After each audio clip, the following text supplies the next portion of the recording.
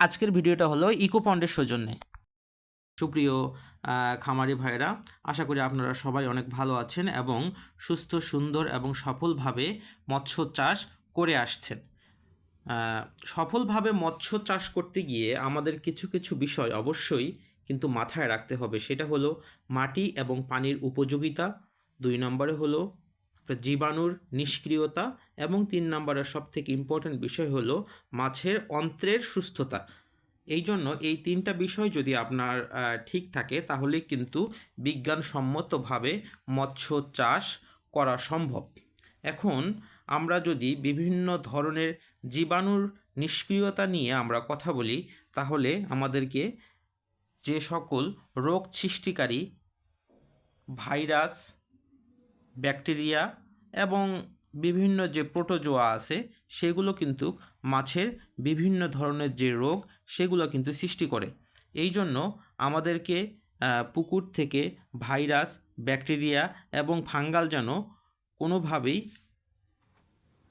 বংশবিস্তার করতে না পারে, এই জন্য প্রত্যেক মাসে অন্তত একবার করে কিন্তু আমাদেরকে জীবাণুনাশক ব্যবহার করতে হবে। জীবাণুনাশক সাধারণত এই সকল পুকুরের যে ভাইরাস, ব্যাকটেরিয়া এবং ফাঙ্গাল সেগুলোকে রিমুভ করার পাশাপাশি যদি পুকুরে অতিরিক্ত এবং মৃত প্লাঙ্কটন থাকে সেগুলোকেও কিন্তু সুন্দর রিমুভ করে দিবে।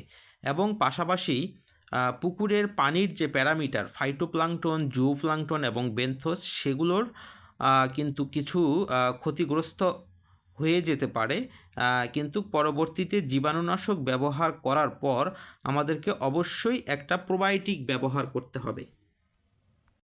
যখন কোনো একটা পুকুরের মধ্যে আমরা জীবাণুনাশক প্রয়োগ করি তখন সেইখানে উপকারী এবং ক্ষতিকারক 2 ধরনের যে ব্যাকটেরিয়া আছে সেটা কিন্তু ফুললি ধ্বংস হয়ে যায়। আর যখন এই উপকারী ব্যাকটেরিয়া ধ্বংস হয়ে যায় তখন মাছের রোগ প্রতিরোধ ক্ষমতা অনেকটা কমে যায়। এই জন্য আমাদেরকে জীবাণুনাশক করার পর অবশ্যই একটা ভালো প্রোবায়োটিক ব্যবহার করতে হবে।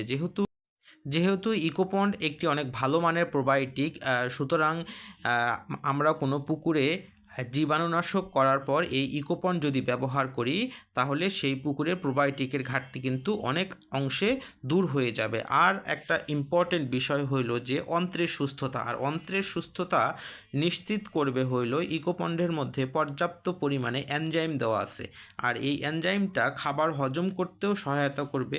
ইকোপন্ডের মধ্যে প্রোবায়োটিক, প্রিবায়োটিক, ইস্ট, তারপর আয়োনাইজ মিনারেল এবং গ্যাস অ্যাবজর্বেন্স এবং ইউকা, এই 7টি উপাদান একসাথে কম্বাইন প্যাক করে দেওয়া থাকার কারণে এইটা খামারি আর এইটা হলো দ্য একমি ল্যাবরেটরিসের জীবাণুনাশক একমিস বিকেসি। ধন্যবাদ।